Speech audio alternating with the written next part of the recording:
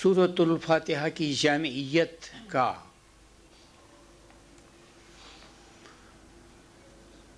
اور مولا علی سے کسی صحابی نے پوچھا تھا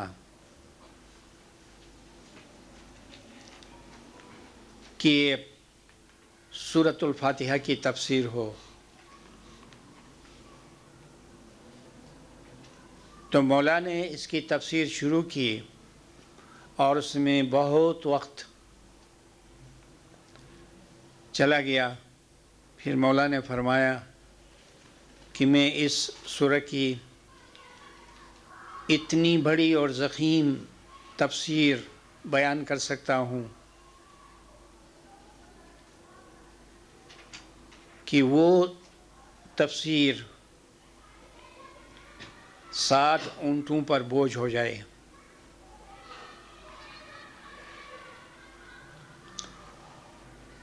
اس بات کے لیے علماء نے اقرار کیا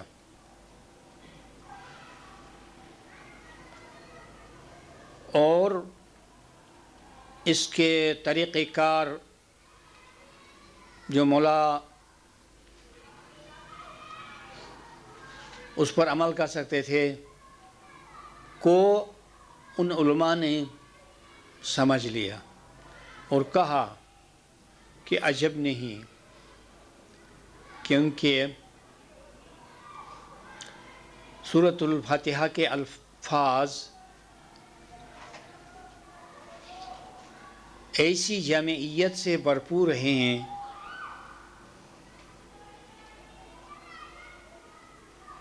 کہ ان میں سارا قرآن اور اس کی ساری تفسیریں سمو جاتی ہیں۔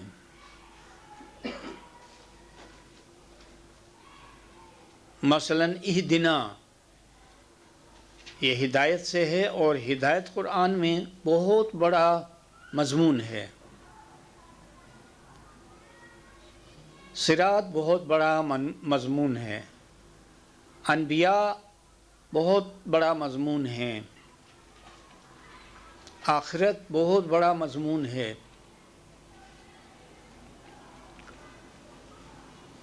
اور اللہ بہت بڑا مضمون ہے، عالمین بہت بڑا مضمون ہے، وغیرہ۔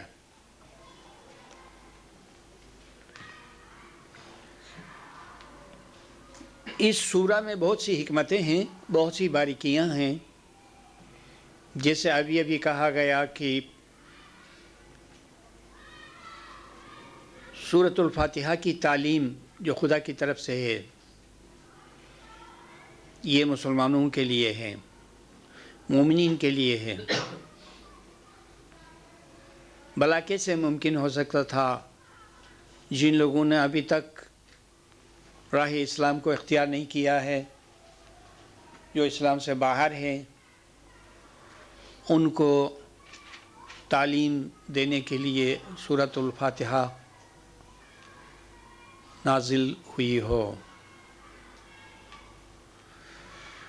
لہذا اہدنا الصراط المستقیم میں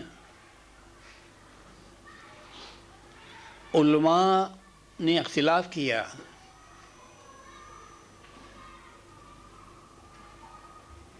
بہت سے علماء نے اس کا ترجمہ یوں کیا کہ ہم کو راہ راست دکھا۔ اگر اسی ترجمے کو تسلیم کیا جائے تو اس کا مطلب یہ ہوگا کہ راہ راست معلوم نہیں ہے۔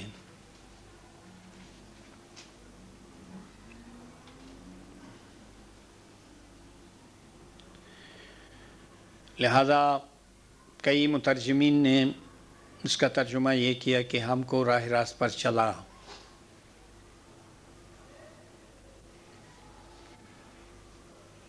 اور تاویل کرنے والوں نے صراط مستقیم سے پیغمبر اور امام کو مراد لیا۔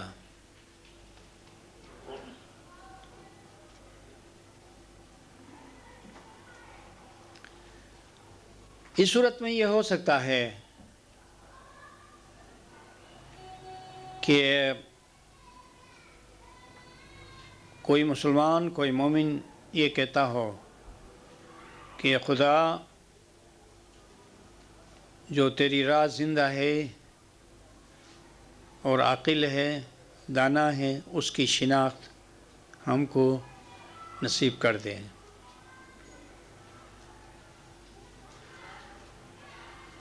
کیونکہ قرآن میں ہادی کا ذکر آیا ہے،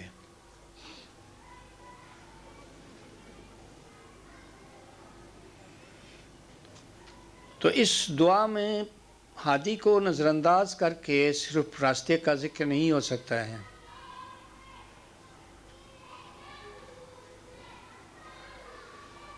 دعا کا مطلب ایسا کیوں نہ ہو کہ اے اللہ ہم کو ہادی برحق کی شناخت عطا کر دیں،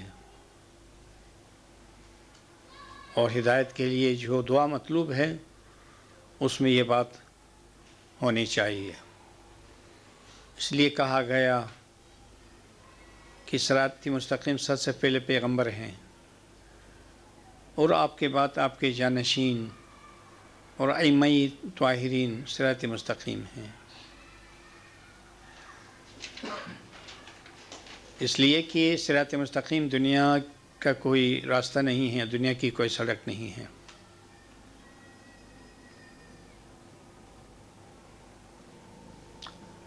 مومن جب بھی سورہ فاتحہ پڑھتا ہے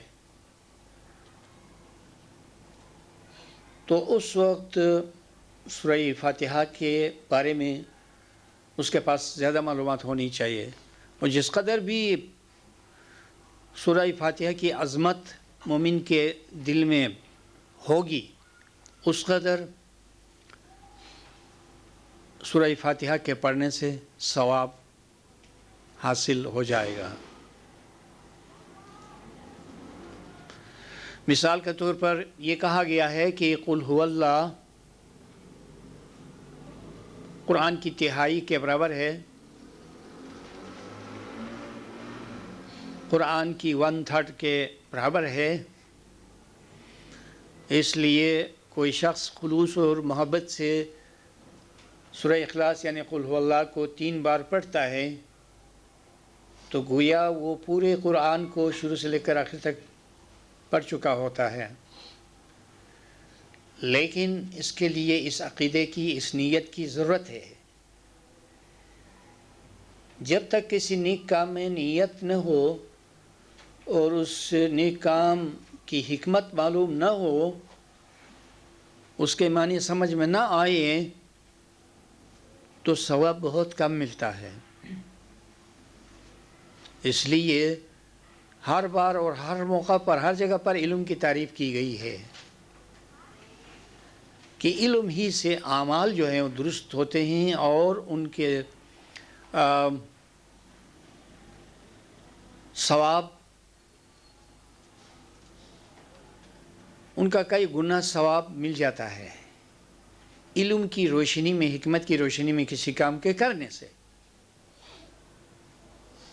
پیر ناصر خسرو اپنی کتاب وجہ الدین میں کہتے ہیں، بیل ہل چلاتا ہے،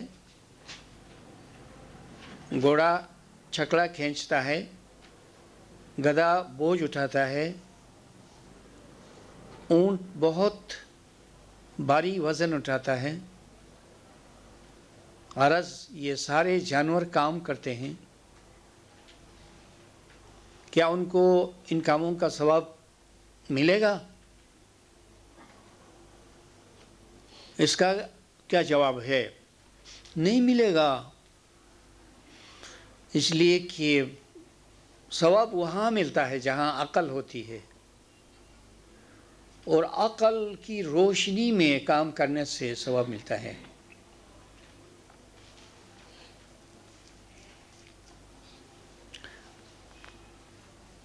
قرآن پاک میں کچھ ایسے لوگوں کا ذکر بھی ہے کہ وہ حیوان کی طرح ہیں،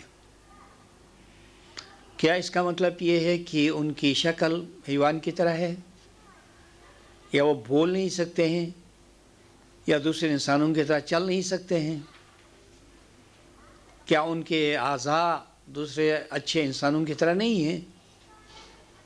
یا کیا بات ہے کہ ان کو حیوان کا درجہ دیا گیا؟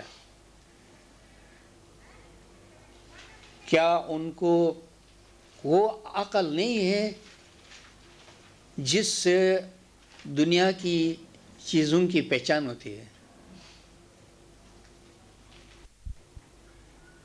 اس لیے ان کو حیوان کہا گیا ہے۔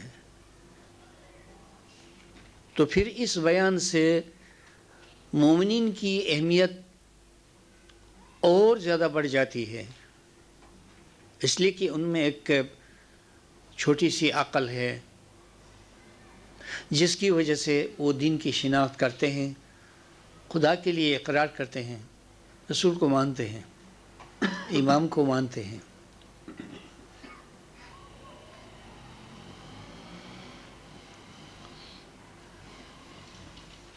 تو ہم قل هو اللہ کے بارے میں بات کر رہے تھے، جو سورہ اخلاص کے نام سے ہے، جس کے بارے میں یہ کہا گیا ہے کہ وہ قرآن کا ثلث ہے، یعنی قرآن کی تہائی کا برابر ہے۔